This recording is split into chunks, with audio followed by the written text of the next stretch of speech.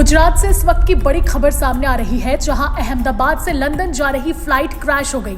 इसमें गुजरात के पूर्व मुख्यमंत्री विजय रूपाणी समेत 242 पैसेंजर सवार थे।